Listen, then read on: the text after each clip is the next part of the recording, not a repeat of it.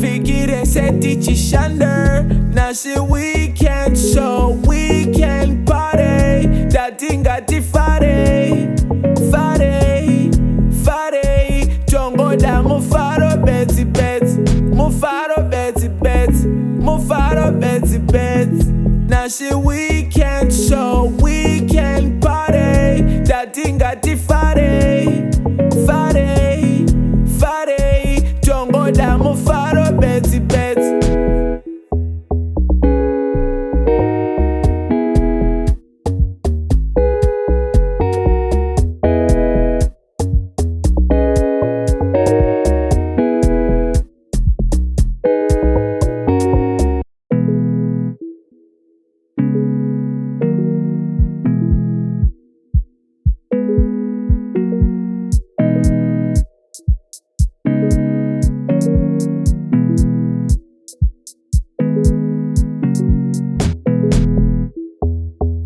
Fikire seti chishande na si weekend so we can party datinga tifare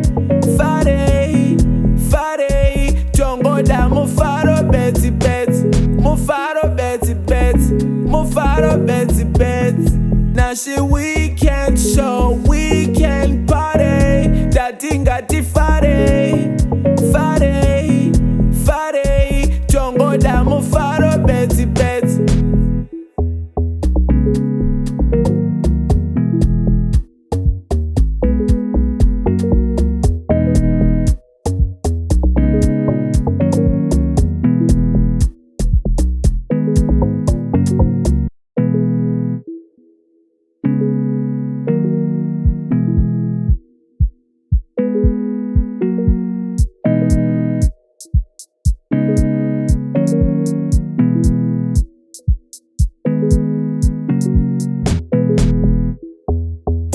Fikire seti chishande na si weekend so we can party datinga tifare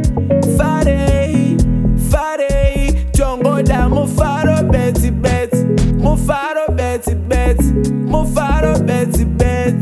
na si weekend so we can party datinga tifare